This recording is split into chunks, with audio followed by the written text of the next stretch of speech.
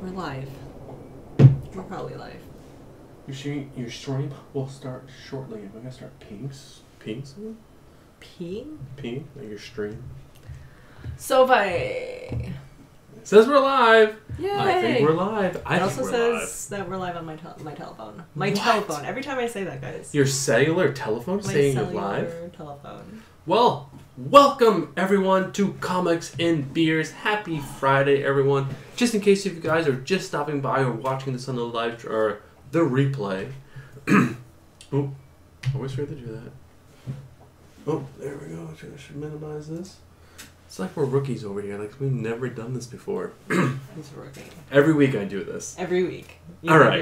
Let's start that over again. Happy Friday, everyone. Welcome to Comics and Beer. And if you guys are watching this on the replay and you don't know who we are, well, I'm Bruce and... I'm Stephanie. And like I said, this is Comics and Beer, a weekly live stream where Stephanie and I get on here and we talk about comic book news. This is comic book news related to comic books, comic book TV shows, and comic book movies. And we drink some beers. That's right, folks. We drink some beers, and because of that, I always want to put out some warnings that this is an adult-themed live stream. There will be some adult language, I'm sure, at some point. As we consume more beverages, it tends to come out a little more and more.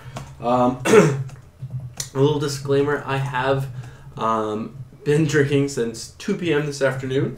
My company is moving offices, and the owners of the company decided to get some beers while we were packing up the final things, and I didn't stop drinking, so I'm a little happy. He's gonna fall asleep. If Frank is watching, he'll know Bruce will cancel the live stream. Cancel it? He's too drunk. Too drunk? I would never, ever do that to you guys. But welcome. He's gonna fall asleep. So Stephanie, since you are in charge of the beers each week, we did Christmas again, guys. We did Christmas again. For our new viewers, how about you tell them what we do with our beers? So every week we do a different themed beer selection. We do. 2 weeks ago we did Christmas, and then we did Hanukkah/Jewish beers last week. That was a tough week. That was a different type of beer, yes. They're all very heavy. It is the week before Christmas. It is less than 1 week until Christmas. We have our Santa hats on. We are prepared for the holiday. Yes, we are. We're going to do Christmas beers one more time. One more time. One more time to get the Christmas season going. Let's wrap it up, everyone, with some more Christmas beers. Speaking of Christmas beers, should we open up one? What do you think, babe? Frank said when you drink beer, you remind him of Bill Murray from Caddyshack. That's not a bad thing. I could see that. So we're doing Christmas beers. It was a little hard to find Christmas beers that we didn't do last week, but I was able to find 6 beers that I've never had. I don't know if you've had some of them, but I have never had them. All right, since you picked these beers, let's have you pick the first one. I really want to try this one. Right. There's a guy that I work with who said that this is a very good beer. How about you tell everyone about it? It is called Delirium Noel, a family brewery. It's a Belgium-style ale. 1654. That's crazy. Let's see. Let's see what the proof is. That's always all I care about. That's what I was just going to ask you. What is the proofage on this beer? 10%. Of course it's 10%. Rookie. Why wouldn't it be? Rookie numbers. Where's the 16 from last week? Last week was 12 Perry and 16. Comics is on. Hello, Perry. What's up, Perry? How you doing, man? We're watching you on Stay Puft's live stream, right? Not Stay Puft. It was Rod. Rod the Recon. Wasn't he also on Stay Puft? Or no? I don't think so. Perry, were you on Stay Puft's? Or do you know who Stay Puft is? I don't want to assume anything. But I know you're on Rod's weekly Buy It or Pass. You and Edwin, the comic jabroni, and the other guy, what's his, Kids in Comics, or... Yeah. You know the guy. I know who you're talking about. Yeah, he also has a sweet beard. Yes.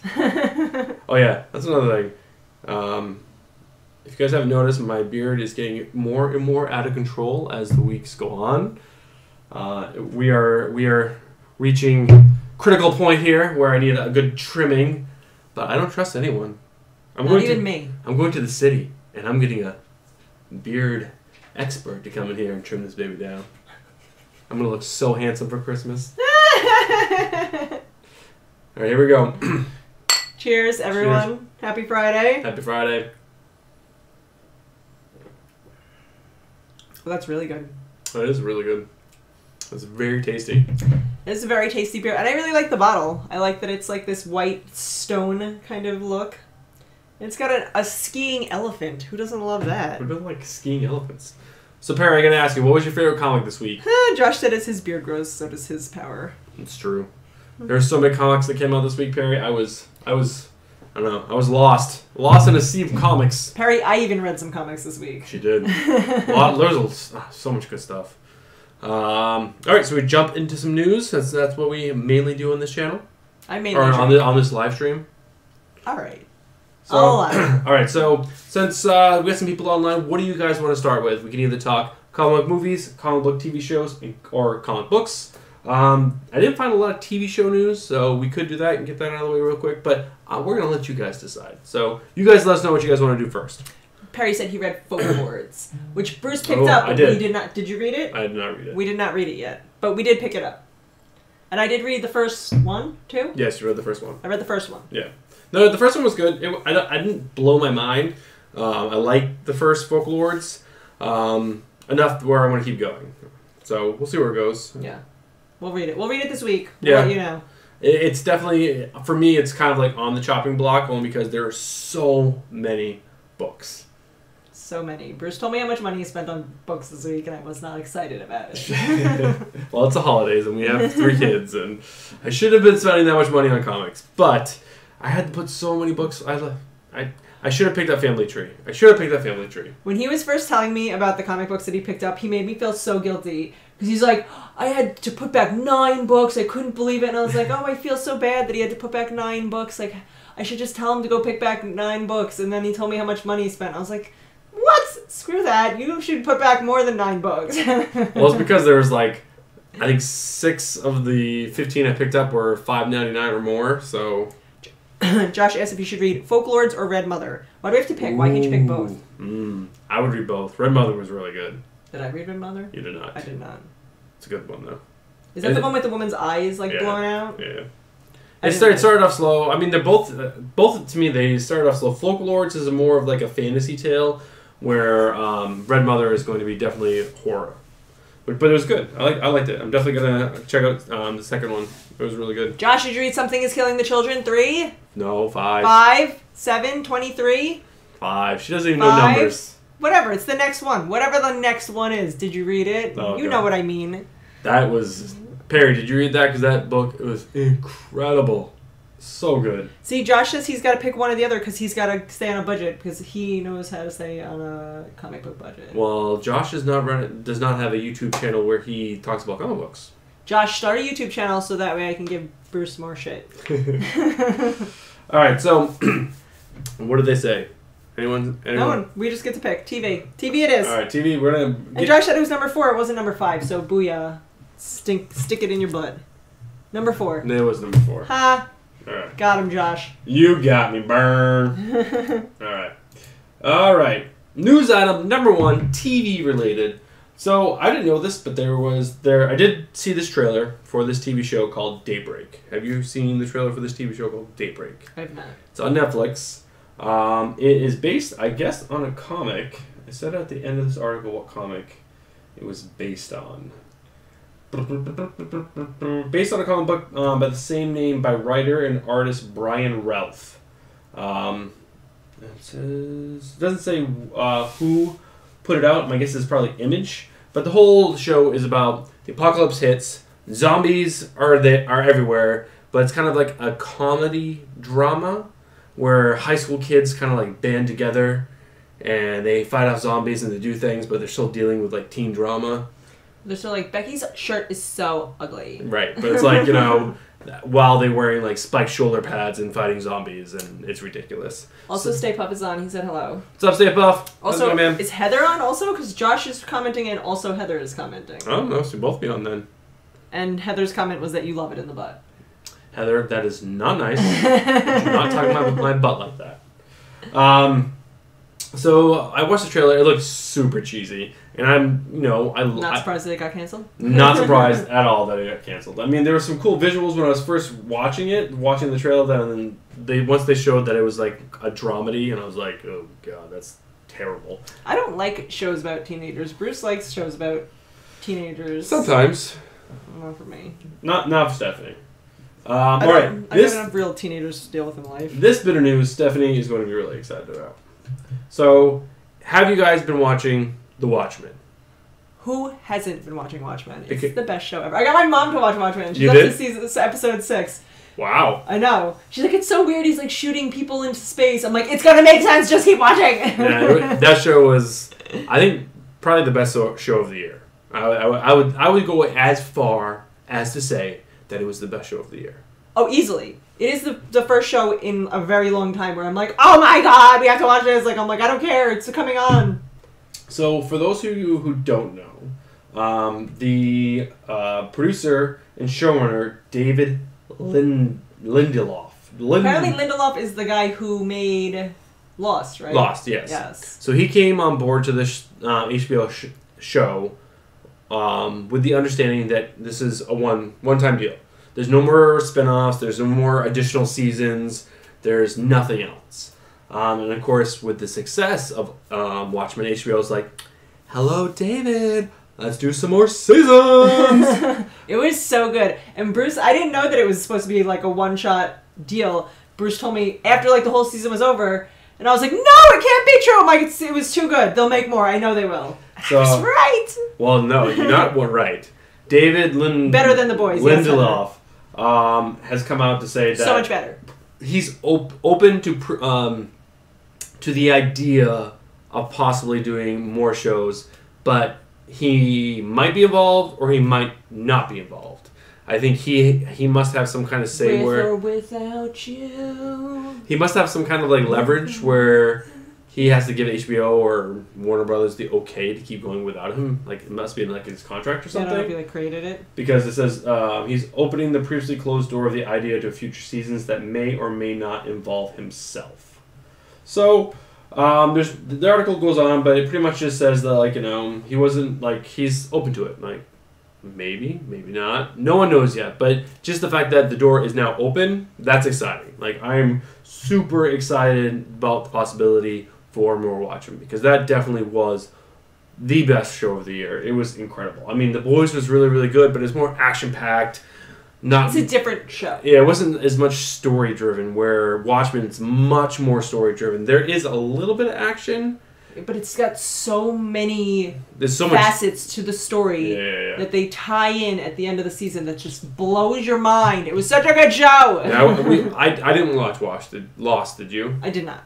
So, but I know, at every single episode, from what people talked about, there was, something new was happening. Like, a new mystery was, unraveling. Unraveling. Or a new, something new was, you're like, wait, what? What just happened? I need to know. So it's constantly this building of wanting more because there was so much mystery around it, and that's exactly what The Watchmen did. But didn't Lost, Yeah, the ending was supposed to be terrible. Yeah. Rod the Regan is on also, so stay What's up, Rod? I would love to take a second and apologize to you. I have called you Juan Ron. and Ron.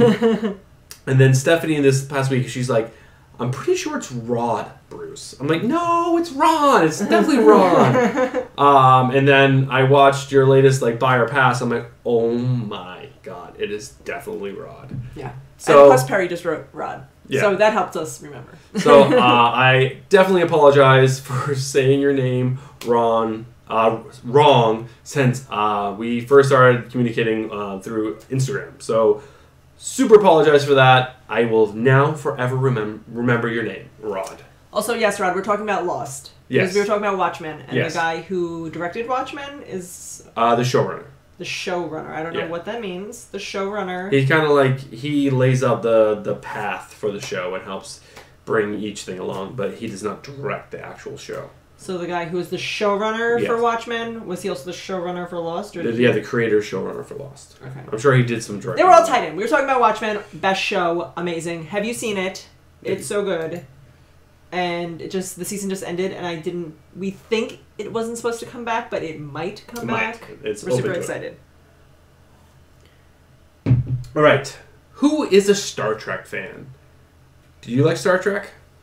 I've never watched the TV show. I've watched the new movies, and I like those. your parents never made you watch like the 1980s and 90s Star Trek show. No. So I remember those because my dad was a huge Star Trek fan. What is the guy's name that played Picard? Oh my God. Patrick Stewart? He's not that. No, it's like the older guy. Oh, doesn't matter. If you guys were in my age, I'm 39, you know who I'm talking about. The original Spock and Picard. But there is a new show coming out soon called Star Trek Picard that has... what's this guy's name again? Yeah. The guy who played Professor X. Can't think of his name. Did I say Patrick Stewart? No. Patrick Stewart, yes. Yeah. Patrick Stewart. So he's most recent Picard. He left for a while. He's coming back to the CBS streaming platform, and they're doing a season of season 1 of Star Trek Picard, and they have already greenlit season 2 before the first airing of this People love Star Trek. this first season of Picard, and they've already netted $20.4 million in tax incentives from the state of California for the renewal of season 2. So I think since they got such a huge tax break from the state of California, they're like, why can't we do this? Like, we're basically going to be making this show for free. Is that just like a picture of Patrick Stewart with his dog? This is probably from the show. That'd be great if it's just a picture of Patrick Stewart with his dog. But this is... Oh yeah, there it is. So if I hit that... Oh, no. This should change over. So this looks dope, and I love that he has a giant pit bull. And he has a vineyard? I'm the leader of the Star Trek Command, and I have a vineyard and a giant pit bull. It's covering all things in life. So I haven't watched any of the new Star Trek. There's some new Star Trek show on the CBS platform. I haven't watched any of it. Since Stephanie and I spend a lot of time together since we live together, I'm pretty sure she hasn't watched it unless she's watching it without me. Secretly. But that is pretty much all the TV news. I know there's been a ton of CW news with Arrow and Flash and all that. We're not watching that. It's not really interesting to me. Since Stephanie doesn't know anything about it, I'm pretty sure she doesn't have any interest. And I don't like the CW. So we're skipping that news. But on to, I think, the movie news, because there's some really juicy comic book news that I'm excited to show Stephanie because she hasn't seen any of this stuff. So I haven't. I'm terrible at looking at the news Bruce sends me. All right, let's finish our beer and then jump into the next one. Are you talking about movies now, though? Yeah, movies. I thought you said comic book. No, but saving the comic books for the end. Saving it for the end because it's so good. I'm ready. This beer is really good, guys. If you've never had this, I strongly suggest it. And 10%. Can you guys see this? They can. They can see it even like while we're not holding it up. Perfect. Yeah, this is really, really good. All right, babe, pick the next beer. I picked the first one. You get to pick the next one. Oh, okay, babe. I'm going to...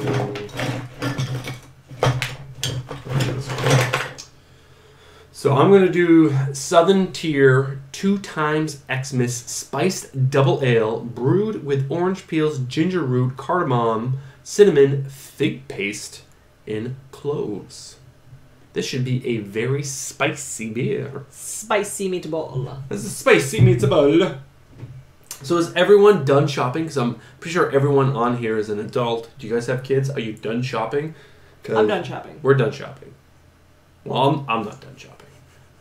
I'm terrible at buying gifts, and I second guess everything I do. So I'm going to go shopping again for Stephanie. So I'm One not more done. time. One more time.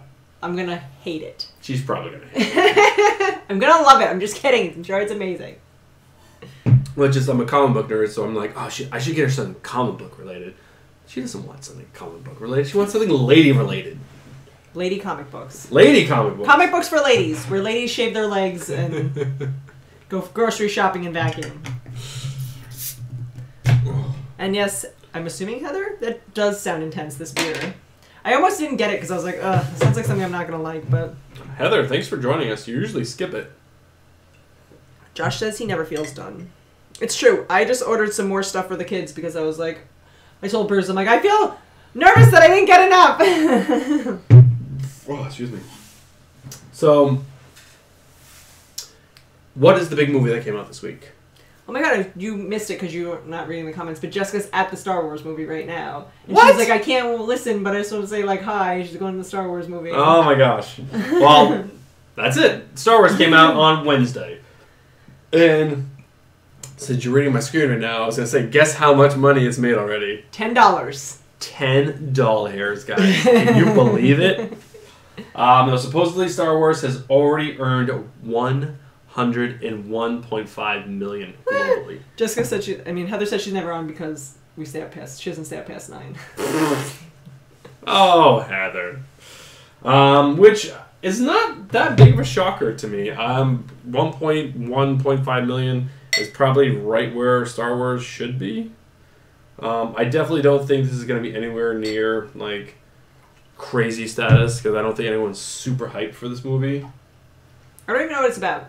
Is it just, it's the next one with Rey, right? Yeah, the next one with Rey and Kylo Ren and the rest of the team. So. I like the one with Rey and Kylo Ren. Yeah, it's good. The second one I didn't love too much. I thought it was really... Oh. she liked it so much she didn't see the second one. I don't have time to see movies, guys. And the only reason I see movies now is because Bruce and I do it for the channel. Otherwise, I'd probably still never see movies. Alright. Some really cool news. I shouldn't say really cool news.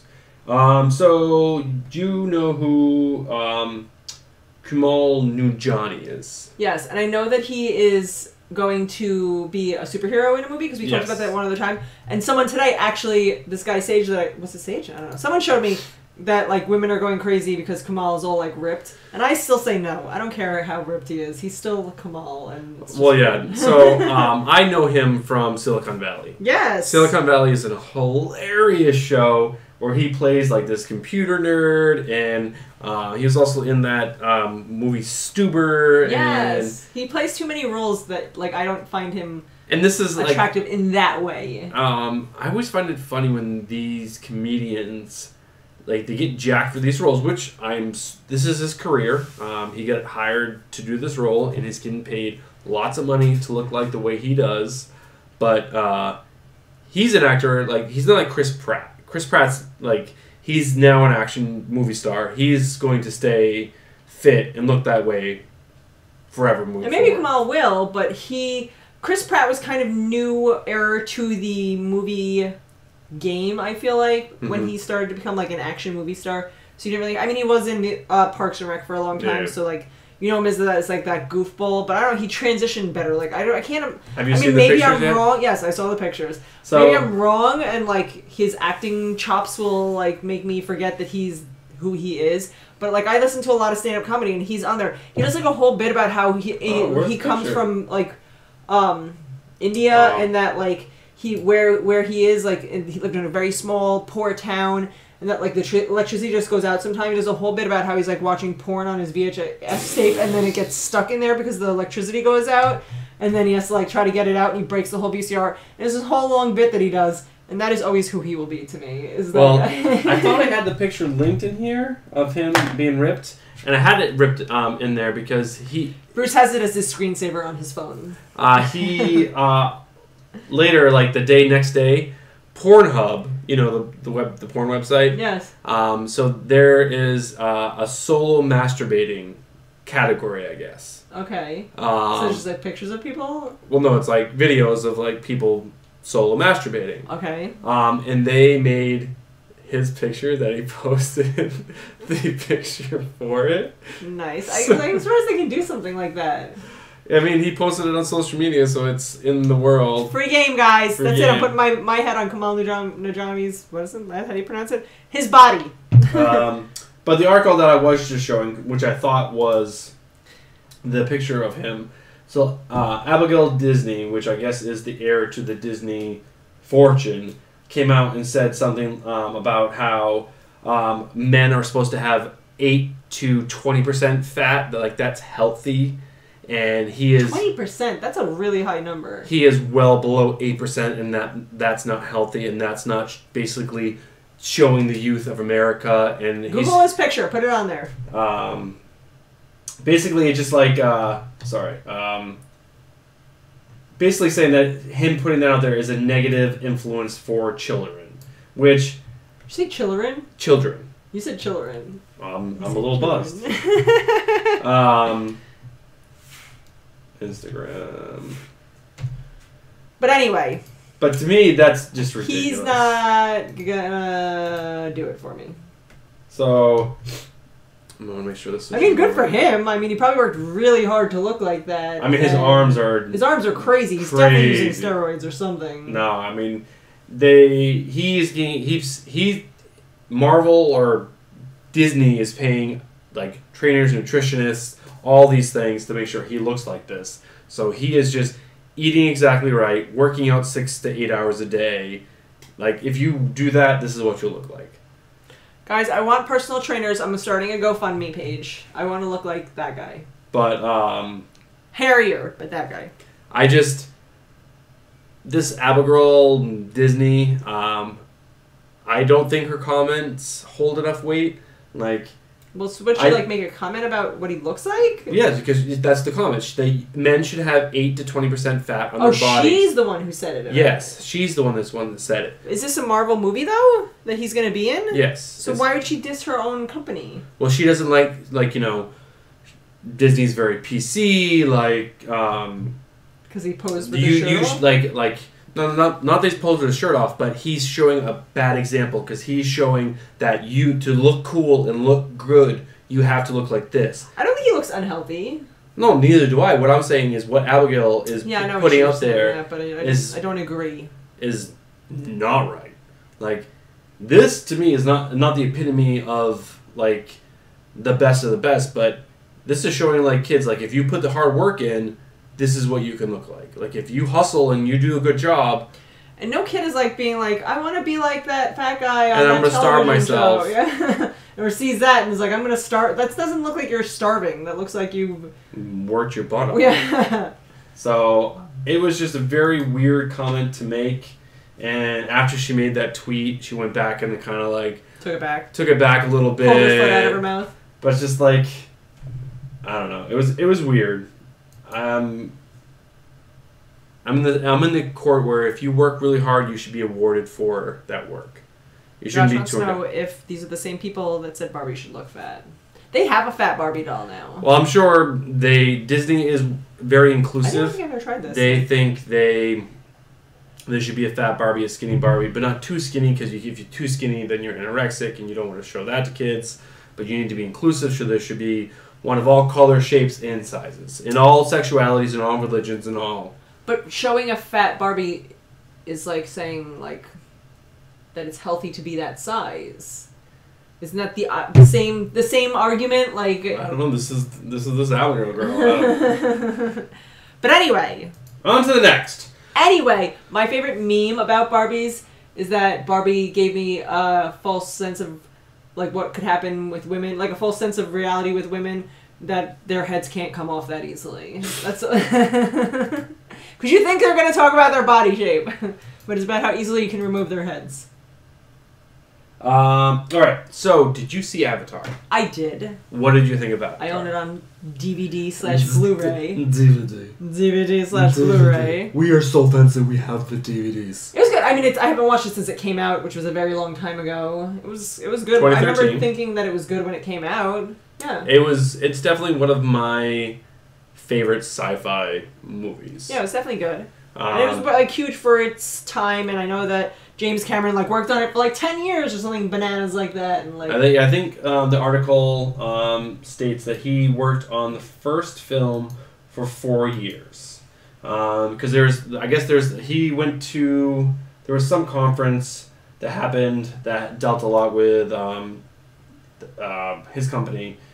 It was the 10th anniversary of Avatar, and so they were celebrating Avatar. So there was a bunch of people there, Variety and all those big movie magazines. So they interviewed him. So they were asking why the long wait for the next 3 films, because Avatar is going to be 4 total films, and he's actually really? Yes, he's filmed 2 and 3 and half of 4. Okay. Why he didn't film half of 4, but I do know. He filmed all those movies in a row. All the actors, they just did all of that. They just took 10 years of their life and made these movies. and it's all in post-production now. The first two are. I'm sure they have to go back at some point and shoot the rest of the fourth film. But he's basically saying, like, it takes 4 years. It took me 4 years to make the first one. And so for me to finish these next three, because he wants to put them out, like, back to back to back, basically. Like, 2021, 2022, 2023. Okay. So he's like, if you consider that, I am right on target from when I started this and from the first one to now. But it's crazy to think that they're going to do that. Like, it's like Avatar. Like, I love those movies. I am pumped and psyched. I cannot wait to see where this thing goes. It's been so long since I've seen it that I'm almost scared to go back and watch it because I'm afraid, since technology has come so far, so many things came out, because it was so groundbreaking for its technology at the time, that, like, I feel like I'm going to go back and be like, oh. I don't think so. I watched it, I think, right before we moved in. Like, one night when I was, just like, after we got off the phone, and I had watched part of it because it was, like, on TV or whatever. Before we moved in, I had cable. I don't allow cable in my house. But I was watching it, and it still holds up. It's still an amazing movie. And I know they invented new techniques for filming for these new movies. Okay. But, so, at the same conference when he was talking about those films, he basically took a jab at Avengers. Because Avengers now holds the biggest, the most highest grossing film of all time by 0.5%. I don't know what the total number is, but before that, Avatar was the highest grossing film of all time. Okay. At some ridiculous number. It's like 1 billion trillion. Avengers Endgame earned 2 billion 797,800,564 dollars globally, topping Avatar's previous record of 2,29,450,882. So it beat it by $750 million. That's not like a percentage that's so small. No, but if you think about it, 2013 to 2019, like the ticket price, the inflation, it probably is more a percentage than anything else. I don't know. Because I probably paid like $13 a movie ticket in 2013, or what, we're paying $19 a ticket now to see a 3D movie, and you have to see this in 3D. You can't not see this in 3D. What does it say in about a week? Scroll back on Avatar 2 is due out in theaters December 17th, 2021. So not this coming December, the following December. A year from now, guys. Stephanie and I are going to be so old. Bruce will be 40 by then. 41. What? Do you not know math? I turned 40 in 20. Oh yeah, you'll be 40 and then 20. That's 2 years from now. Yeah. I don't know why I thought next year was 2021. Yeah, it's I'm crazy. bad at math. But, I don't know. Are you guys Avatar fans? I loved it. I know it's kind of like a retelling of like Pocahontas or whatever, but to me that movie, it was amazing. I remember watching that movie, like, the 3D was the first like big 3D movie that I saw, and then after that everything was 3D. Yes. It was like a kid's cartoon and they made it like 3D. It was like terrible movies. Everything was 3D. But that movie 3D to me, it blew my mind. I was like, oh my god, this is incredible. Alright, next up, movie-wise, do you guys like Wile E. Coyote? Are you from 1945? I loved Wile E. Coyote. There was Looney Tunes, right? Yeah. So I grew up on Looney Tunes. You probably grew up on Looney Tunes too, right? Mm-hmm. We're only 2 years apart. So I want to make sure that I'm not... Excluding me? Yes. I love Looney Tunes, like Bugs Bunny, the Roadrunner, the big rooster and the little rooster. Foghorn Leghorn. Yes, I loved all those. Like, I know they're not PC anymore because they're a little racist, a little over the top. A little violent. People don't like violence anymore. I grew up just fine. I don't hit anyone. He hits me all the time. All the time. But the director of the Teenage Mutant Ninja Turtles cartoon movie, remember that cartoon movie that came out in like 2013? Teenage Mutant Ninja Turtles. Is on board. His name is David Green, is on board to. Oh, David Green, like who used to be married to Megan Fox, but then they got divorced. That same David Green or a different David Green? Google it. I don't know. Okay. But he is on board to direct a Coyote vs. Acme movie, and the film is co-produced by Lego Batman director Chris McKay. Chris McKay is famous for being friends with Will Ferrell. It's going to be directed by Warner Brothers. That's really it. But wait, what does he say? But tell me more about this guy, because there's another David Green that comes up when I say that. He is the What else did he do? He's the director of Teenage Mutant Ninja Turtles: Out of the Shadows. David Green. Let's see if it's the same person. Teenage Mutant Ninja Turtles.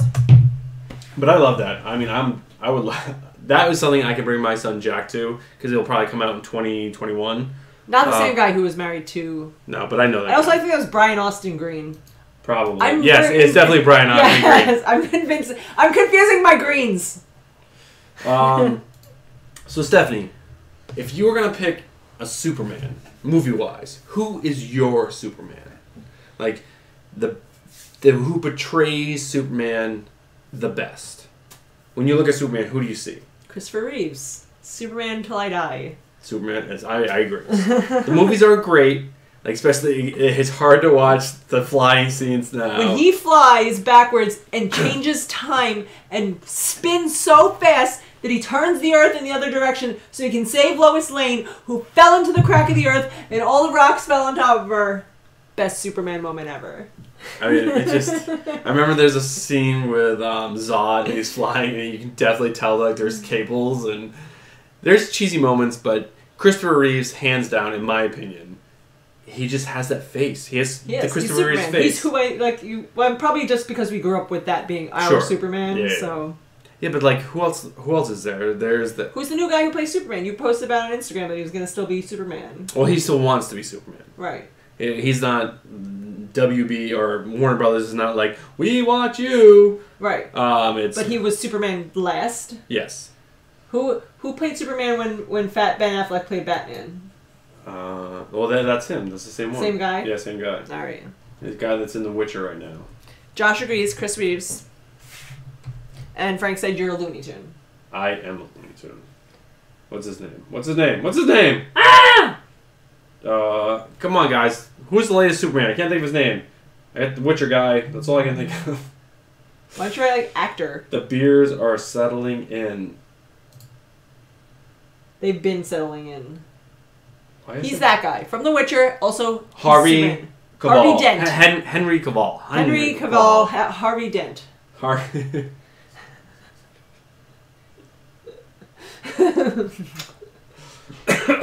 Oh my god. The other day, this guy that I work with, Caesar. Hi, Caesar. Also actually really likes like comic book related things. He doesn't really read comic books, but he likes like all the movies and stuff like that. And there was another woman we work with who was talking about Two-Face, and then was like, "Oh no, that's a Marvel character." And then he was like, "Excuse me, no, that is not a Marvel character. That's DC." I'm like, "That's Harvey Dent, and that is not." That is a famous Batman villain. Yes. Thank you very much. So the reason why I asked Stephanie who is her Superman is that there's a big auction. There's movie auctions all the time where they auction off famous memorabilia from big budget movies. And there was one where they actually auctioned off Superman's cape. And how much money do you think they got for Superman's cape? $1 million. This is our good friend Christopher Reeves. It auctioned off for, what's your real guess? $1 million. That's my Dr. Evil guess. All right, so it auctioned off for $193,750. How much?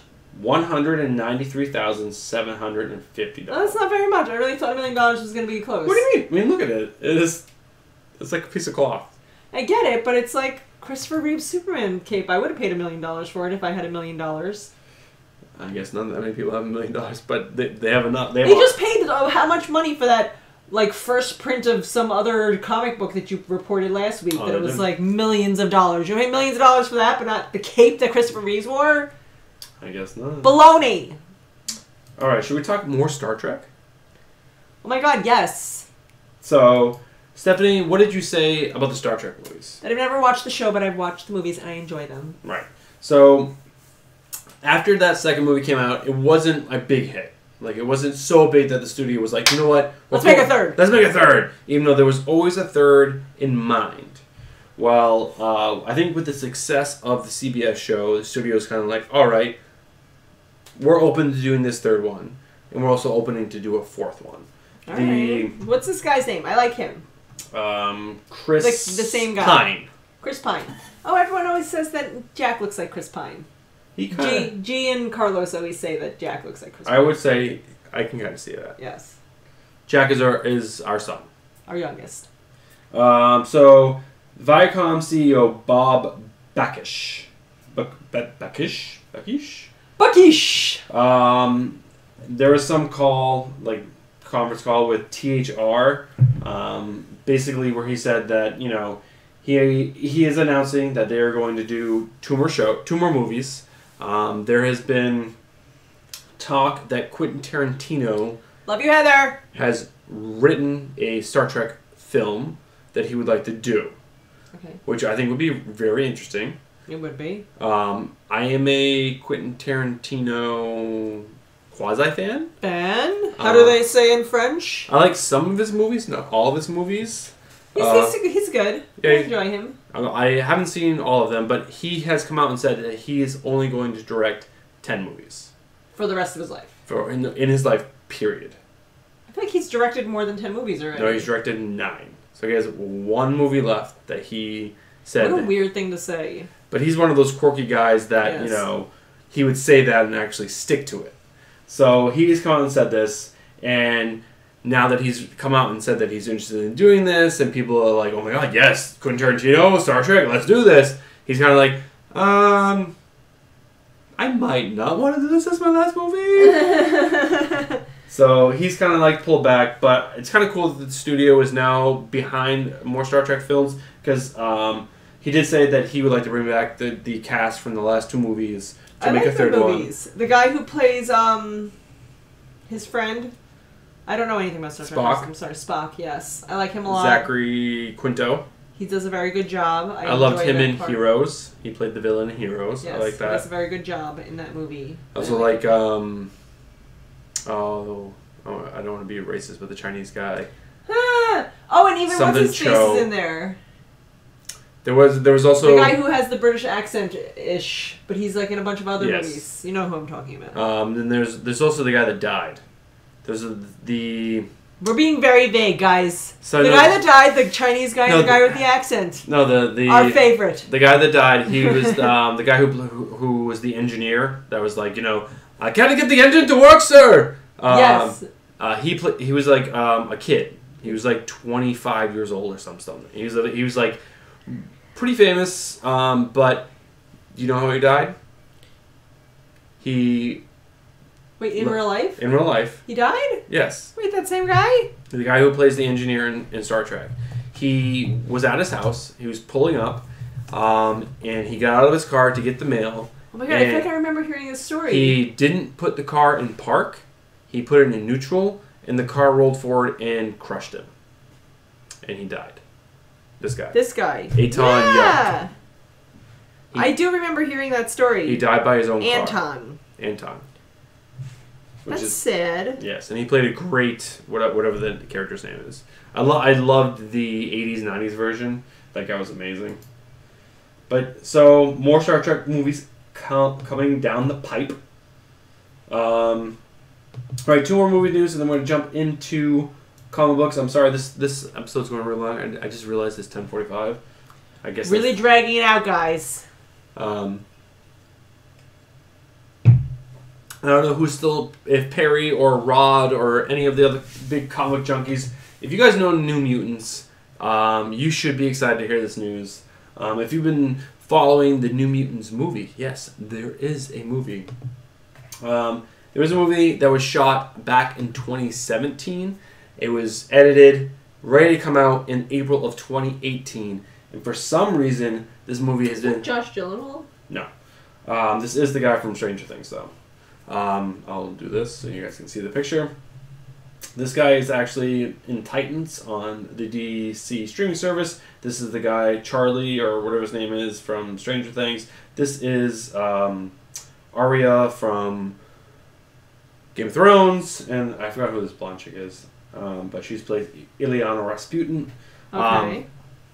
But this movie has been in limbo since before April of 2018. Okay. And they keep saying, like, oh, no, it's coming out. We're just going to do some reshoots. And they went back and reshot a bunch of stuff, edited it into the film, and it still hasn't come out. And it's still on the books to come out in 2020. I think it's April of 2020. But normally when movies come out in 6 months, they're already doing press tours. Like, they're going around, oh, this movie's coming out, blah, blah, blah. Still nothing. So this movie's kind of like in limbo. I'm super excited to see this movie because it has been in limbo for so long. It's a rated R film, so it's going to be a little dark. It's going to be a little hardcore. And it's dealing with some characters that I love. The New Mutants are just young teenage kids that have powers because they're mutants. And supposedly they get put into this insane asylum because, humans are being evil to them, and then they have to escape. So... Scotty was his name. Josh remembered for us in the movie, Scotty. Oh, yes, Scotty, yes. That is correct, sir. All right, last piece of movie news. Who wants to talk about Suicide Squad? I know I do. Why? Because it's now being directed by James Gunn. Who doesn't love James Gunn? Name a movie directed by James Gunn. No idea. Guardians of the... Galaxy. He directed both. Did you like both of those movies? I did. I love Drax. He's my favorite part of those movies. Drax is pretty great. So I don't know if you guys saw the 2017 flop that was Suicide I didn't see Squad. it. It looks terrible. With Will Smith and a few other characters. Jared Leto as the Joker. And it was a pretty... It looked terrible. I didn't see it. It was a hot mess. But James Gunn, after he got fired by Disney, before he got rehired... Do you see what she just did? She pours the beer in my cup and does that. He likes head. Says this is an adult show. Yes, I do. But James Gunn has been posting pictures on Instagram pretty regularly. So if you're not following him on Instagram, you should be following him on Instagram because there's some pretty cool things that he's been posting. But he's come out to say that 2/3 of the film has been shot, so he's almost done. The film was not supposed to come out until the end of 2020, I believe. So there's still a ways away to see this film. But I'm super excited because... Is Jared Leto still going to be in it? No. So I feel like that's going to ruin it. I think the only people who are reprising their roles are Boomerang. I forgot what his actor name is, but he was really good. And Harley Quinn. All right. Her name is... I can't think of her name. Samuel L. Jackson. Yes. All right. Let's talk about... Actually, no, pick a beer. Pick a beer. Any beer. I want to try... Your brother said his favorite was that one over there, so we'll try that one. All right. Accumulation. All right. Why my brother never comes onto my live stream, I will never know. Because he has a phone. He has YouTube on his phone. There's no excuse. How's everyone doing tonight? You guys enjoying tonight's stream? I hope so, because I'm enjoying it. You know who never came on? Shecky. Shecky's not here. Oh, that's true. Shecky. Shecky, where are you? It's only the second show you've ever missed. It's alright. Well, this is definitely a light beer. I like that.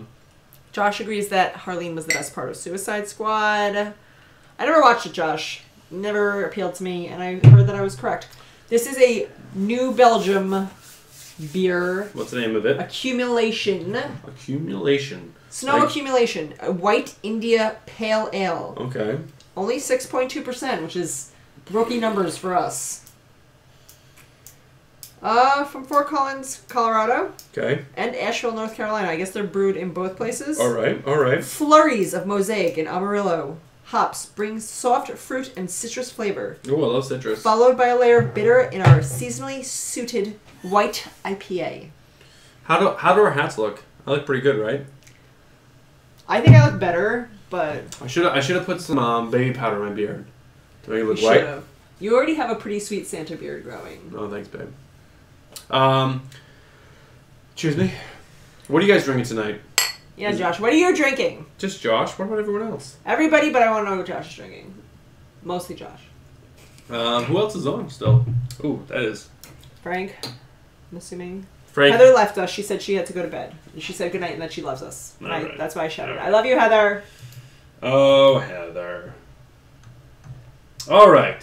Back to the news. So we're jumping into comic books now. Comic books, I'm excited. Bruce said it's exciting. There's some good stuff. I'm excited. There's not everything will make Stephanie excited, but I'm going to be excited, though. So, I'll pretend. I am a big Avengers fan, and especially because it's written by Jason Aaron. But this is one of the books that I put back on the shelves this week. So it's kind of, I was sad to put it back, but I picked up $87 worth of books this week. That does include probably $10 worth of bags and boards, so more like $70 some odd dollars worth of books. It was a lot. But then, like I said, there was half of the books were over $4. Like normal book price is $3.99. Harleen was $6.99. There were so many books that were $5.99 or more. It was bonkers. Bananas. Oh, Shecky's on now. Shecky, we were just talking about you and wondering where you were. But so Avengers has been really good. There was a run, probably like a 7 or 8 issue run where it dealt with Dracula. I'm a big vampire fan. I freaking Twilight. Except for Twilight. Except for Twilight. We've talked about that on this stream.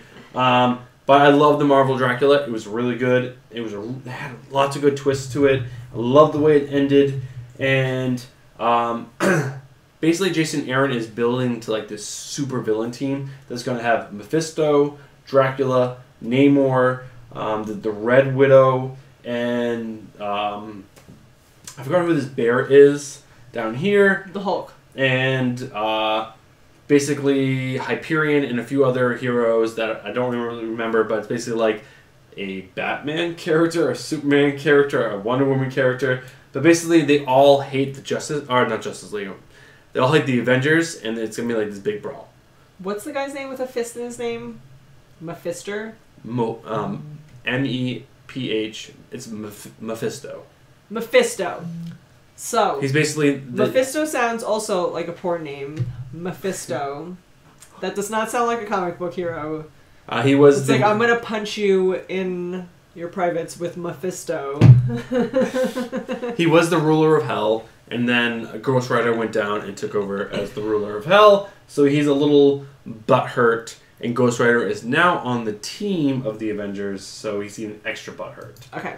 Also, back to the chat. Okay. What's up, everybody? Shecky apologizes for being late. He says he was in a Brexit anti-party, and he's 4 sheets to the wind. Oh, well, I am right along with you, Shecky. I've been drinking since 2 p.m., and it is now... 11. So I have 9 hours of drinking. Josh says he's drinking Pipe Dreams from a Londonderry brewery. Yeah, Londonderry. It's a town in New Hampshire. From a Londonderry brewery. All right. And also Arnold Palmer, which I appreciate. All right. Josh said you are 5 sheets to the wind. 5 sheets. I'm there. Frank said that bear character is Smokey the Bear. The little like Native American guy is crying. No, he's like he's this Russian. He's a Russian superhero or super villain. I don't know. He's a general that likes to eat his guys he catches, and like he drinks tons of vodka. Vodka. Of course, he's Russian. He's Russian. a bear. Russians love the bears. The bears. But yeah, no, I admit that I'm a little drunk, but I think I'm holding it together more than I have previous weeks. As far as your drunkenness? Yes. I think you just are so drunk you don't realize. That means I'm having a good time. Shecky said his life is pipe dreams. Shecky, that's sad. Don't say that. If you guys have watched any of the streams or any of the videos that Stephanie and I have put out, I shouldn't say any, but some of them, you would know that we love Tom Taylor. Tom Taylor is a writer. I actually found that he's from Australia. Nice. I've never been to Australia, guys. It's on my list. There are terrible wildfires there, like worse than California. It's very hot there. He posted a picture today that it's 109 degrees there, and he couldn't see more than like so much feet. Like normally he can see like Celsius or Fahrenheit? it's 43 degrees Fahrenheit, but 109 degrees or Celsius, but 109 degrees Fahrenheit. But normally he can see all the way to Sydney, and he couldn't see like 10 feet. Like it was like there's so much like it's terrible there. But to me, he is one of the best, interesting writers happening right now in comics. Like he's fucking incredible. He's Incredible. He's so good, and Stephanie can attest to that. Mm-hmm. And he just this week came out with the first issue of Suicide Squad. And just like in What Did You Learn in Deceased? Everybody dies. Anyone can die. No one is off limits. Everybody. And Tom Taylor actually came out with in an interview and said like anyone can die. I'm sure he can't kill Harleen.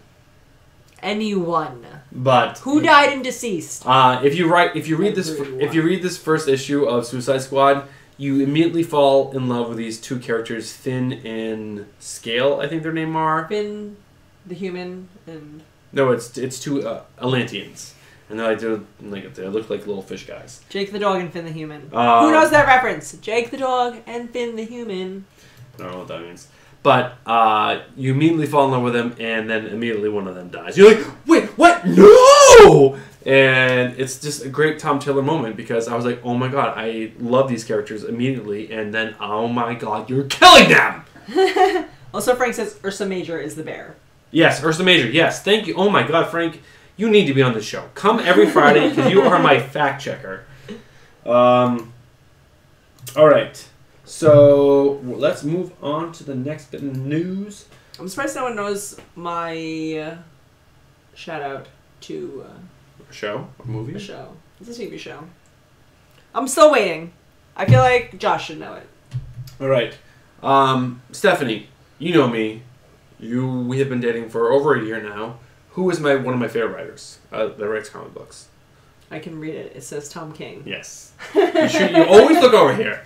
Don't click on it first. So, did I tell you like the big news that he did? Like one of the big deaths that he had happen in the Batman universe? So, as you look at my screen, who is it? Alfred. So, Alfred has been in Batman's life since I think he was a baby. Originally created back in 1936, 38, something like that. And it's now 2019. And he actually died last month. Which is crazy because he's been alive for so long. And in this article, Tom King goes on to explain why he killed Alfred. And because why would you kill Alfred? He's Batman's like strength. He's who he comes home to. So when Batman, he goes on to explain. So when Batman's parents died, he made a vow.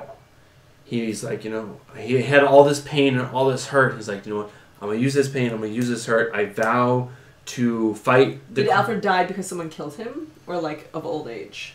No. Bane. You know who Bane is, right? Bane. The terrible actor from the Batman movie. So Bane has been a big part of this run by Tom King. Bane ends up killing Alfred. But he goes on to talk about it. So the pain of his parents dying, he used all that to become Batman. Right. It was kind of like a little bit of revenge, a little bit of seeking out justice. But Alfred, so not Alfred, Bruce Wayne's parents, he was so young. Did he really know them very well? Alfred is like his dad, guys. Exactly. So that's why Bruce Wayne handles Alfred's death so differently. So Bruce Wayne, one of the biggest parts of this run is that he fell in love with Catwoman, and he finally let himself. I remember you telling me that you were excited about his love for Catwoman. It was such an amazing part of this, but this book is so fucking good. I will swear up and down about this. So book. Fucking good. And that part about Catwoman, they're going through the whole steps of they're Catwoman's Catwoman, Batman's Batman, but they're going to get suits and they're going to get a dress. But what does Catwoman do? Go do a dress? She goes to the highest dressmaker and she's Catwoman. She goes steals it. She doesn't pay for it, even though she has Bruce Wayne. Classic Catwoman. And then Bruce Wayne is doing Bruce Wayne. It's just like everything was so thought out. It was amazing, because you have superhero characters, but they're doing human things. Like that's what Tom King does best. But Batman, why he killed Alfred is because to show that to give Bruce Wayne and Batman growth, because he was able to handle the death of Alfred so much better and move forward so much easier because Alfred was his actual parent. And he showed Bruce how to be happy. And he doesn't have like this giant vendetta to like go back and fight anything because Alfred, like there was a whole like 2 issues or at least a single issue with Alfred, like it was like the whole issue was just a letter from Alfred like being like, Bruce, you don't come fight revenge for me. Don't like do what you did for your parents. Like go live your life. Like I am so proud of you. Like you need to move on. You can still be Batman and be happy. You don't need to be this sad boy, this hurt boy, and you can be happy, be Batman, and be Bruce Wayne all at the same time. And it was just, when I read this article, I was like, holy moly. Now it all makes sense, guys. That is so true. And it was so amazing because Bruce did move on, and he was still Batman. He is marrying Catwoman, and it's amazing. And Also, Shecky said that he does not believe, or he never bought, that Batman would want to get married, and that Bruce tells Catwoman Superman's secret identity. Well, they already. I don't know what book you're talking about, but they in this series, it's Clark and Lois and Selena and Bruce all go on a double date, but it's like Halloween, and so they dress as the opposites. Bruce dresses up as Batman or Superman, and then Clark dresses up as Batman, and they go on like a double date, and it's really funny. And it's really funny. It was really good. Anyway, Shecky says he's not buying it, and Frank agrees with him. Not buying what? That Bruce Wayne would want to get married. He's he's always a bachelor. No, bachelor for life. No, I am so into Tom King's run. I hope James Tynion IV continues it because I fucking love it. It is so fucking perfect, and it is. Also, Frank called him Shexter, and I love it. Oh, Shexter's pretty good. Yeah, I like that a lot. All right, so I know Stephanie did not read this. I definitely want her to read this in the future. But Batman Last Night on Earth was an amazing book by Scott Snyder and Greg Capullo. Greg Capullo and Scott Snyder wrote Batman for 4 to 5 years. It was a pretty long run. It might have been 6 years, actually. It was 80 to 90 books. It's pretty much the length of Tom King's run. Scott Snyder wrote some amazing stories. You know I love Scott Snyder. He does. But in this book, it's like an Elseworlds tale. The world kind of goes to shit. Like, all the Elseworlds tales seems to be like, the world goes to shit, and then this is what's left. But in this book, Batman, he kind of like is revitalized, and he's like, oh, I'm here, I'm young, I'm trying to figure out this. And he goes out into those like desert, and he finds the Joker, but it's only his head in a jar, and he's still alive. And he grabs him, and he starts like walking around him, and like it's only 3 issues, but the big fat issues. But in this, the Joker actually becomes Batman's Robin, and actually becomes Batman's like friend, and it works, and it's really funny. And I hopefully have it on screen right now. The Joker found a Robin's like metal suit and put his head on it, and it's amazing. It looks pretty funny. And it is just it was funny and comedic, and it just fit the story. You should definitely be reading Last Night on Earth. Pick up all 3 issues. It's so good. It'll cost you like $18. He did the math, guys. 6 times 3. Who's It proud? was so Who's proud? good. Frank said that you only like Batman because he has your name, and he wants to know if your mom's name is Martha. Oh, my mom's name is Marjorie. It starts with an M. She's undercover.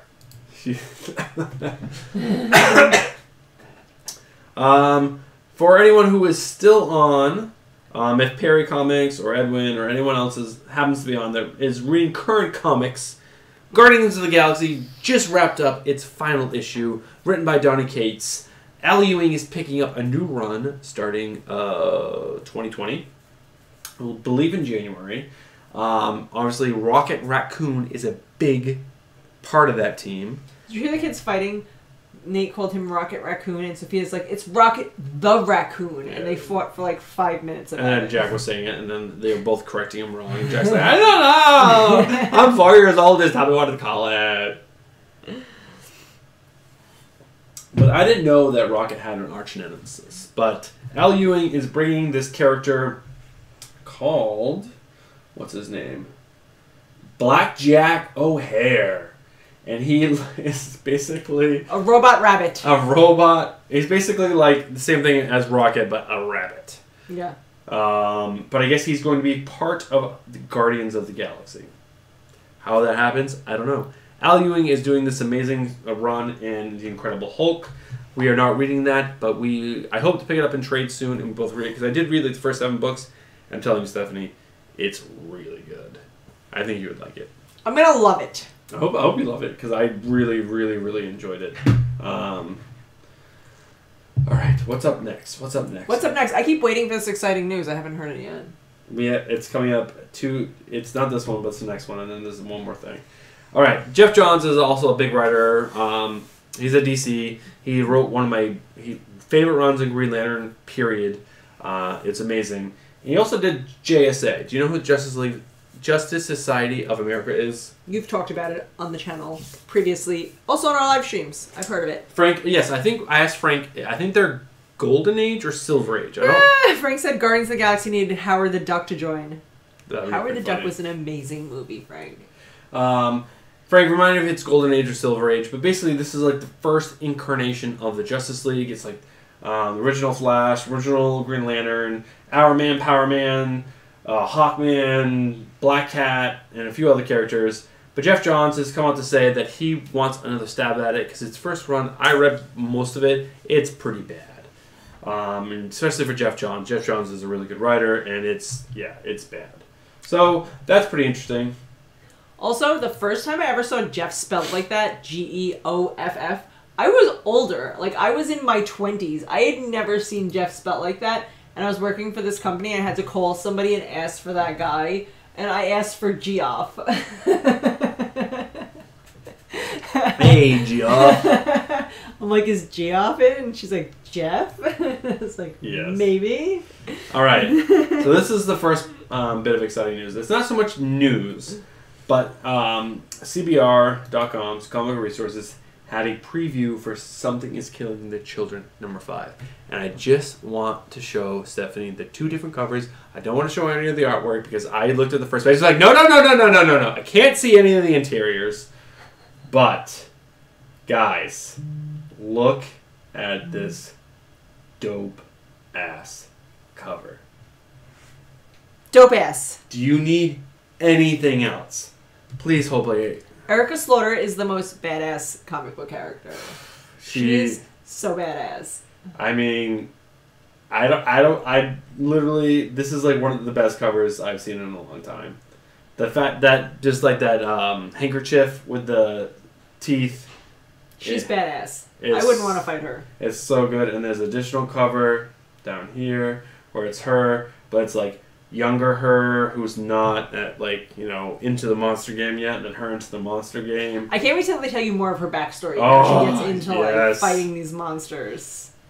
That's gonna be awesome. I mean, I don't want to go. I went down too far before. I don't want to do that to you. Don't do it to me. But how cool is that? It's very cool. All right. There's one more item that we're both gonna be excited about. But let's do 2 more.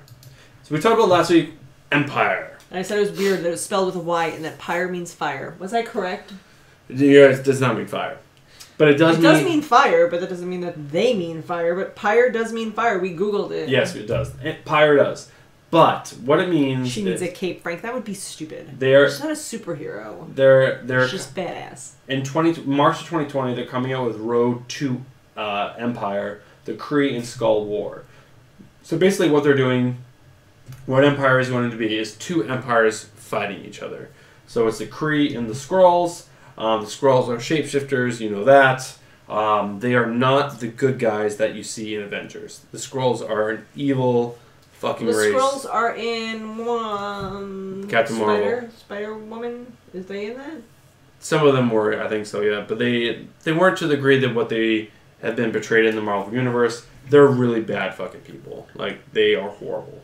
And the Kree are super soldiers that have used human as guinea pigs and then terrible experiments on us. And They sound terrible, guys. I don't want either of them to come. so these two empires are going to go fight against each other, and obviously the Marvel Universe is going to get into it. So we'll see. Probably it shows Captain America, Thor, The guy from Fantastic Four who's super stretchy. Yep. And then his wife, Wanda Maximoff, Quicksilver, The Thing, Iron Man, whoever the fuck this guy is. Mephisto.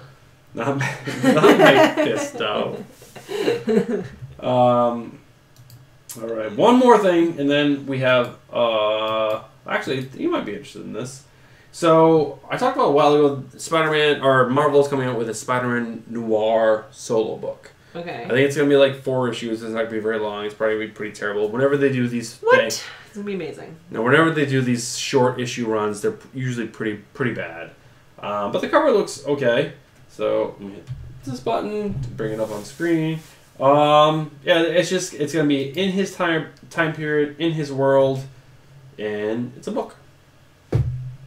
Okay. I like Spider-Man Noir. Yeah, I liked him in Into the Spider-Verse. I just like that it's Nicolas Cage.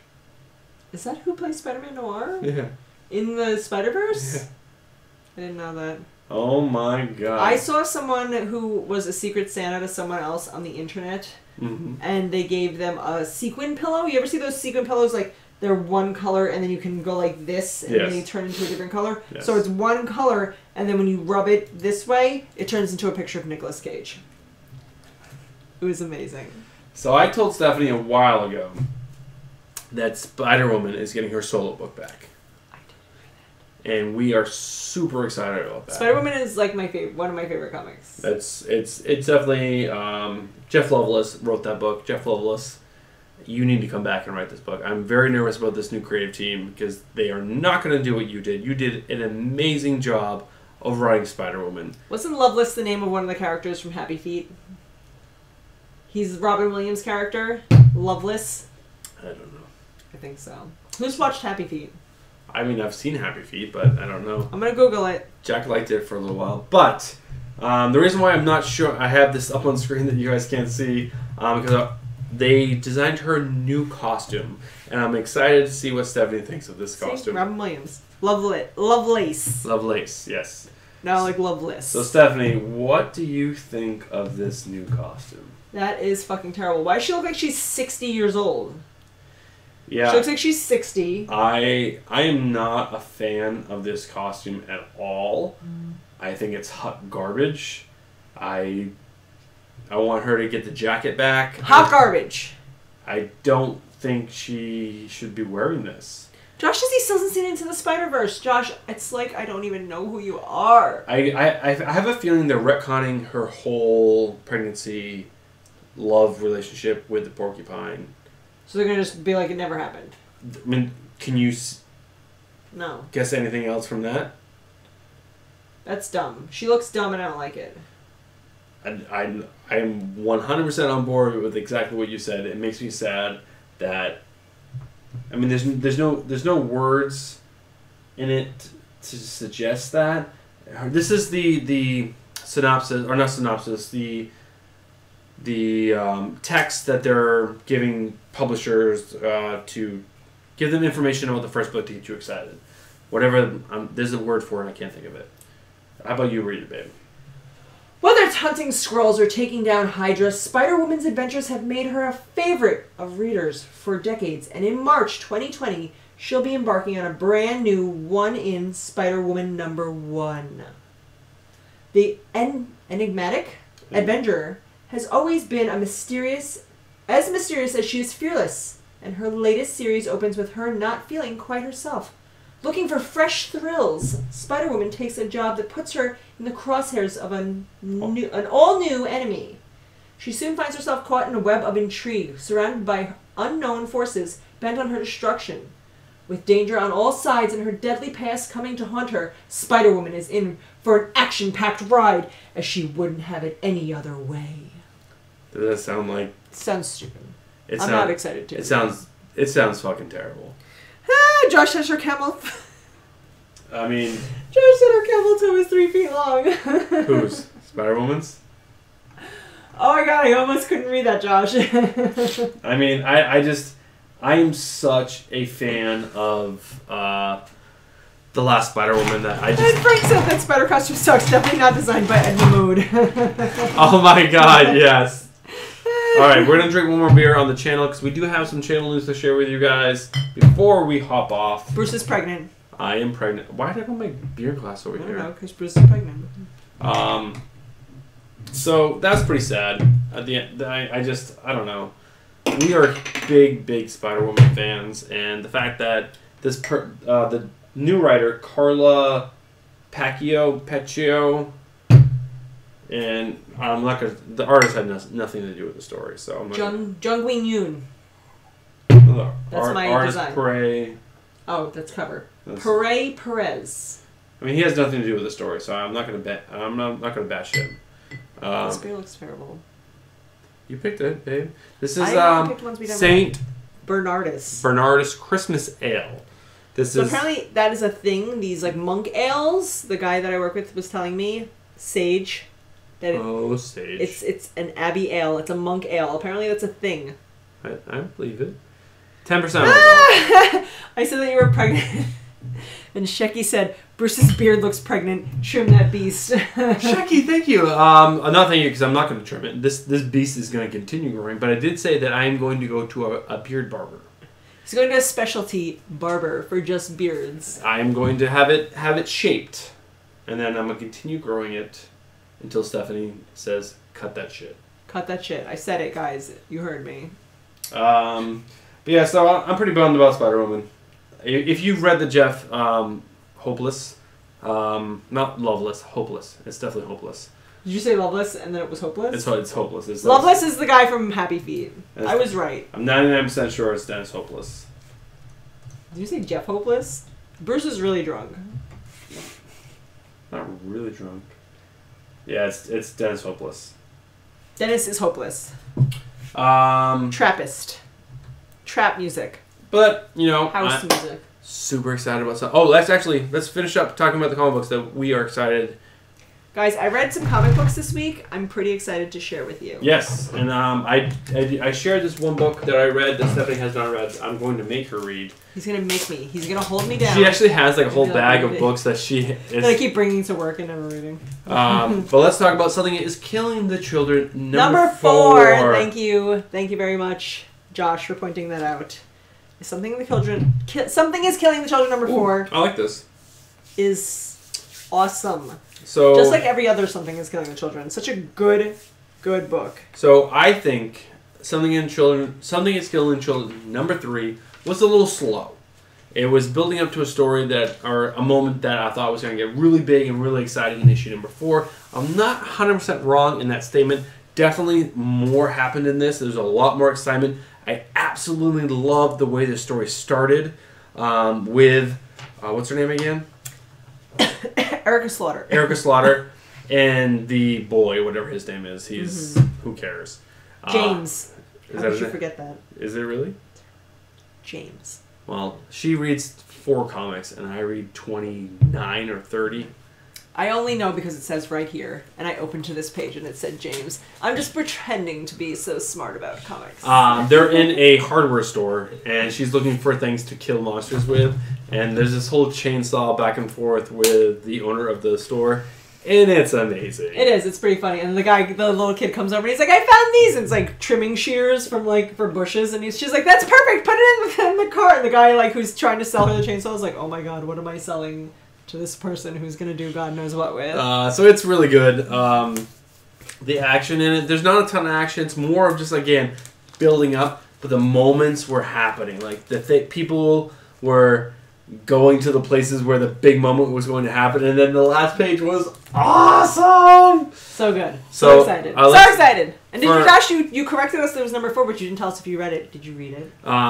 Just so you guys know, this is written by James Tynion IV and written, art by Werther Dell'Edera. It is so good. It's such a good book. All right, so Stephanie's now going to talk about Harleen, and then I'm going to talk about Wonder Woman: Dead Earth. I'm going to talk about 2 comic books. I read 3 comic books this week, What's guys. the other one you're going to talk about, babe? Heist. Oh, Heist. Heist number 2. Bruce didn't like this book. I thought it was bad. Bruce read the first one. He wasn't a fan of this book, so he only bought it for me. I did. I like it. I don't love it. I'm not like Harleening about it. Okay. But it's good. I mean, So who's it written and drawn by? I don't know. It just says. Oh, usually indies are in the first page. All right, let's look on the first page, guys. Okay. Guys. Paul Tobin Is the writer. is the writer. Arjuna Susini is the artist. I'll show you. Yeah, Arjuna Susini definitely has a particular look to him. His style, it's not bad. He definitely draws out his full scene. Like a lot of bad. It's very detailed. Like if you look at this artwork, there's not a lot left to imagination. No, like the Spider-Man artist this week, I forgot what his name is, but he focused only on the characters, and his backgrounds were nothing. Where there should have been like a city or something, it was just like one color. So, but this comic book definitely has interesting characters. Okay. They're not human. I mean, not all of them. They're on another planet.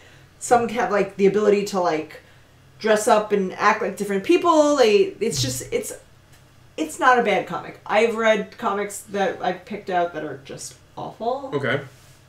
I will continue to read this one. I'm interested to see where it goes. I'm not like, this is the best comic ever, but it is interesting enough that yes, I will continue to ask you to pick it up, and then I will read it. All right. But so what was that? On Bruce's rating scale, it's like a 7 out of 10. Oh yes. So what was the big part of this book that you liked? Like what happened to the characters? I know in the last book, it was the main character. I don't know his name, but he was arrested for doing something bad. And then he got out of jail, and he was immediately putting together a team to steal the planet back. Right.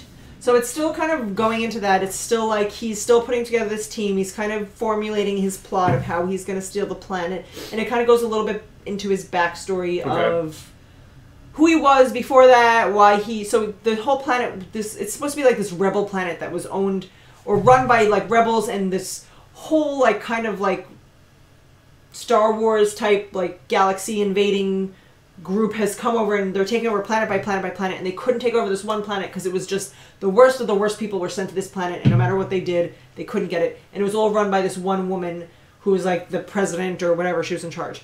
This bad guy, or this guy who's the main character of this new book, basically backstabs her and turns her in, and she gets killed, and the planet gets turned over to this like confederation of people that they don't want it to get turned over. Basically the Empire. Basically Star Wars, very very Star Wars-esque. That's what I thought of when I was reading it. Right. It's a good analogy. Yeah, but it's well done. I'm interested to see what's going to happen. They're kind of in the planning the heist phase. That's good. He's recruited his guys. He's ready to go. He's got his plan in set. So I'm assuming the next book is going to be the beginning of the plan, them starting to initiate beginning of the plan. What's going to happen. And then it's all right. It's not terrible. I've read some that Youth Relic one that was like that was bad. So terrible. I've read some that were like so. This is good. I'll continue to read it for now. I'm gonna take over chat.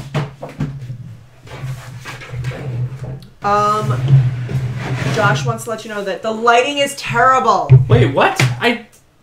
We spent like so much time before the show started. No, I'm looking at this right now for the first time. Our lighting is on point. He's saying that the glare of the posters, and you can really see that behind you. Yes, that I know I need to fix that, but the light. You don't look at the posters. Look at us.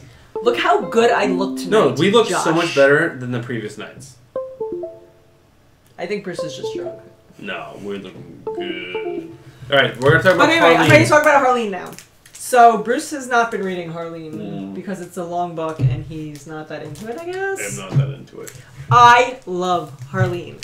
I love the book. I've been asking because they pushed Harleen off like 3 weeks. They put out an article, one of our live streams we posted that it was like Harleen is getting pushed back 3 weeks, and I keep being like, it has to be time. It's been 3 weeks, and I was right. It did come out this week. Guys, check out this cover. So I think this cover So is was it written in amazing. Stepin Sejic is writing and drawing all the art for this book. I still love this book. This is the last book in the series. Yep. It's very sad to me that they're not going to keep writing it. I think his artwork is amazing. Everything he does, just like I've never, I mean, I haven't read a lot of comics, but I've never seen a comic book drawn this way and so well.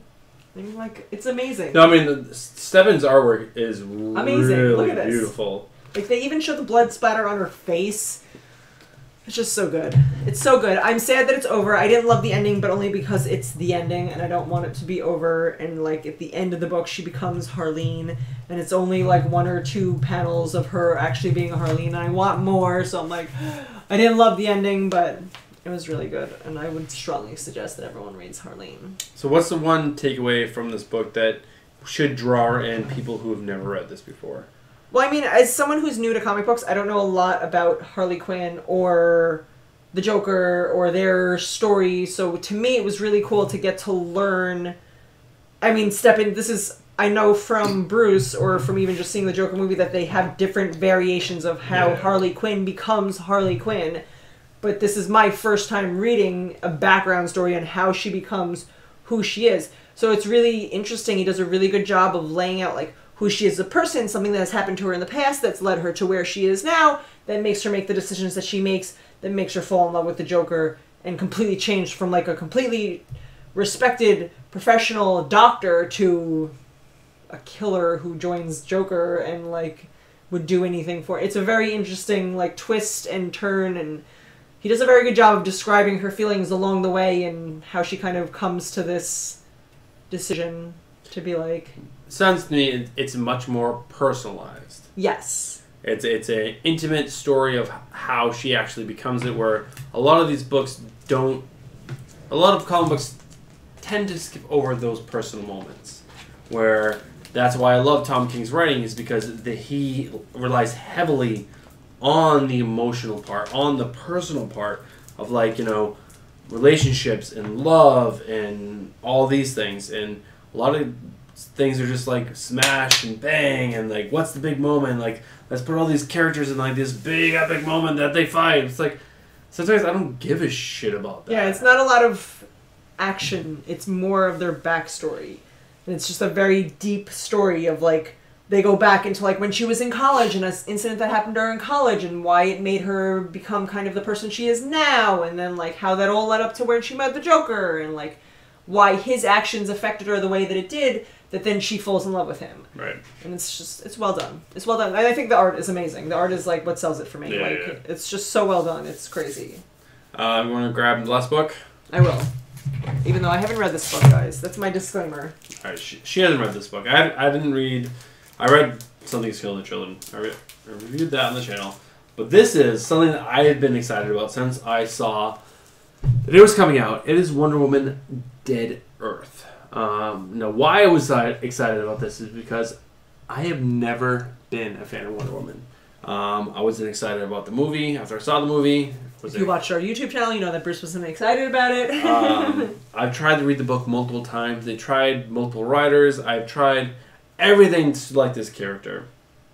But this is a book written by Daniel Warren Johnson and art by Darren Warren Johnson. It's a Black Label book on the DC, so it's definitely its own universe, its own little thing. And it is awesome. Like, I really, really enjoyed this book. What happens is somehow Wonder Woman gets put into cryosleep. Why? They haven't said that yet. But while she was in cryosleep, the world went into World War III. Nukes were dropped. The world was destroyed. There's very little humans left. And when she wakes up, she's like stuck in this aftermath that's insane. And this artwork here, you see she's fighting monsters, and right after she wakes up, and it's badass and it's awesome. It's definitely something that as I was reading it, I was like, oh, this is gonna happen. And guess what happened? Exactly what I predicted. Yeah. This was definitely somewhat of a predictable book, but it was still a really fun book. The artwork fits the story. Not all artwork is gorgeous and amazing. Jorge Jimenez's artwork is gorgeous and amazing. And That's Chris's favorite artist. as of right now, but this fits the story. Stephanie is going to read this. She's going to like it. Later tonight, after we end this, I'm going to start reading it. We are not reading anything. It was really good. And it was just I was excited because it's a Wonder Woman story that I've never read before, and I was excited to read it, and it didn't let me down. I was actually really, really excited. Shrek also, isn't Wonder Woman immortal? She's like stronger than Superman, isn't she? She is, but she's not. And in this book, she's not. Like, when she wakes up from this pod, she immediately sees these humans that are in danger. She goes to fight this beast. This beast bites her arm, and the teeth go immediately through her arm, almost break her arm. So there's blood everywhere. And she's like, and then after she kills the beast, she rips his throat out. Pretty fucking epic. She's like, oh, why am I so weak? What is going on? Why don't I have my golden braces? Whatever the fuck those things are called. Her sweet golden bracelets. She's like, where Bracelets. are my Tiffany bracelets? Yeah, where am I, Tiffany? Where's Tiffany? Tiffany! I don't know, but it's a really good book, and you meet Cheetah. Cheetah. I don't know if Bruce is pronouncing it how they say it in the world of comics, but every time I hear him pronounce it, it makes me love him a little more. Cheetah. Cheetah. But she's deformed, and she has like a cheetah head on her arm, and like it's creepy and fucking awesome. I am super excited to see it. It's probably going to be another 3-issue book, so probably like 2 more issues, but they're big issues. They're in the nice prestige format. Prestige format is this new thing that DC Black Label's doing. They're big, they're awesome, they're pretty awesome, right? Oh my god. I don't know. I mean, I've never read anything about Harleen, but I love Harleen. I It's think I might like Harleen more than I like Spider-Woman. Really? Like, I really like the Harleen book. Spider-Woman, hands down, is one of the best comics in the last 10 years. I love Harleen. Maybe I'll be. Well, I don't want to be Harley Quinn though on Comic-Con because I feel like that's so overdone. I'm just gonna stick to. I'm gonna stick to Little Bird. I did look up. There is a Big Apple Comic-Con in April. That was going to talk to you about if you want to go to that. I just want to be Little Bird. I need time though. But that's New York Comic-Con. I want to be. That's Little October. Bird. But I'm thinking we might test the waters with Big Apple Comic-Con, which is at like some hotel. It's like pretty. It's like more of like fans put it on. You guys know, like, they have the circus. The Ringling Brothers Circus was, like, the biggest circus, right? Ringling Brothers and Barnum Bailey, that was, like, the big circus. But they used to have the Big Apple Circus. And it was, like, the low-scale Ringling Brothers Circus. That's what it makes me think of. And it's funny that they're both named Big Apple. Like Comic-Con is great, and then it's, like, Big Apple. Maybe that's, like, a New York thing. You have to name it Big Apple if you're doing a shittier version of something It's just, else. I went there when I was, like, 22 with, like, my old roommate. And it's like, they don't do panels or anything like that. It's basically like just vendors selling like old comics. But there's lots of artists. Like artists and writers come down and you get to walk around. And I'd be like, sign my book. And they're like, yeah, sign my book. And it's awesome. So I'll keep an eye on it. Tickets were $30. We can get a babysitter, $30, $60 between the two of us. Babysitter will be $500, but the Comic-Con tickets will be $30. All right, so we have gone really Josh, late. you didn't plan your turning 40 trip that you told us you were going to plan, and I'm waiting. Yes, we are still waiting here for that, but we have gone really late tonight. I don't want to keep you guys on too much longer, but so let's talk about the channel news. So we teased we are going to do a 150 subscriber giveaway. We are at 164. Somehow we blew past 150 and we are at 164. We have purchased our 150 subscriber I would gift. like to state that Bruce purchased it, because if I purchased it, it would be here already. No, it's Christmas season. It would be here already. Well, there's also 2 parts to it. So there's the one part, then you have to put the other part in the other part. But It would be here already. It would be ours. But once we get it, we're supposed to get it this weekend. So we will talk about it probably next. We'll do a video. We'll do a video. But we're doing a 150 subscriber giveaway. Same dealio as Same the first dealio one. as last time. I will drop the fact that it is not comic books. we decided to do something not comic books in case there are movie fans or Because TV comic fans. books don't just relate to only comic books. They're only comic books. You can like comic book movies or comic Stephanie- book TV shows. Stephanie made a good point, and I was like, you know what? You're right. Let's do that. I'm always right. Always! So we do have the thing bought. We are going to do a whole video on it, and then we'll do a whole Gleam Blink, do the whole Gleam thing. You guys can enter to win this thing, but we don't have it yet, so we're not going to say what it is. But it's going to be exciting. I mean, what I picked was more exciting, and Bruce went over my head and picked something different, but whatever. Whatever. Also, we are going to be on next Friday. Next Friday is going to be 2 days after Christmas. We are going to be at my sister's house. We are going to bring the whole setup with us because actually when you fold everything down, it's pretty little. We're going to bring my car, because there's no way we're bringing your car. Stephanie's car is much bigger than my car, so it'll all fit in there. But we are actually going to not do news. We're going to do like a trivia game or something. Yes, we're going to Something do like a that. game night. I have a couple ideas out there. I don't want to like put too much out there to get you guys too hyped and too excited. But it will not be a normal night. There'll be my sister, her husband, Dave, so it's Tarsha and Dave, and Stephanie and I. And we are going to do some kind of board game. A board game. That sounds boring, but it's going to be a game. It's going to be a game. Bruce is probably going to take his shirt off. But there will be, obviously, my sister and Dave are going to pick the theme that night. Dave wasn't on tonight. What's up with that? No, he actually might be on, just not talking. Dave, are you there? Why aren't you talking? But he's going to pick the theme of the beer, or not he. They are going to pick the theme of the beer that night. So, actually pretty exciting because we actually haven't Be to a do surprise. anything. We'll be nice because I'm running out of ideas, guys. Well, let's start the new year. We will start something new. We will. So, We will start doing hard liquor and then get really drunk. Oh, that's terrible. I'm sure my sister and Dave would enjoy that because they drink tequila like it's going out of style. It will be called Comic and Throwing Up with Stephanie and Bruce. All right, so We didn't drink all of our beers, guys. Wait, let me show you what we got, but we didn't drink. We're not going to be able to drink them. I'm sorry. Christmas Ale. It's a Breckenridge Brewing Company. Oh, Dave wrote, "I'm here, honey." He calls you honey. Oh, It's Dave, adorable. why weren't you trying all day? The other beer was a White Christmas by Sam Adams. I'm actually really excited to try this. I've never tried White Christmas. We've had the Winter Lager. Yes. I've never tried White Christmas. Winter Lager right here. I'm drinking it. I'm drinking Stella. We pregame before this, guys. So if you think we're drunk when we are done with this channel, we're drunk before we start this channel. But yes, I just want to let you guys know we are going to be on next Friday. We're not going to miss it. We promised a live stream on Bruce is Thanksgiving still night. promising things. I don't know that I believe it. No, we're gonna go. It's so easy to bring all this stuff, so it's gonna be fun. It's gonna be exciting. A little different. I'm gonna try to get a second camera, so we have a camera above, so you can see the board table, Okay. and then okay. a camera on us, so you can then see it. Like I said, I have a couple ideas. It's gonna be fun. But yeah, unless you guys have any questions, we'll give you guys 3 minutes.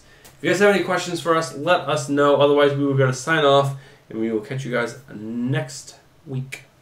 In the meantime, I'm going to talk about things. Talk about things. It's almost Christmas. It is. I'm super excited to be done with work. I've been so slammed with work. And I have to work tomorrow, which is Saturday, which is lame. And then hopefully I'll be I'm off kind of excited. Sunday. Like, Stephanie and I, we have kids with other people. My youngest son's going with my ex-wife for a day, but I'm kind of excited to take Nate and Sophia on a trip. We're gonna work. Stephanie has to work, so I was like, you know what? There's no way she's gonna actually be able to work.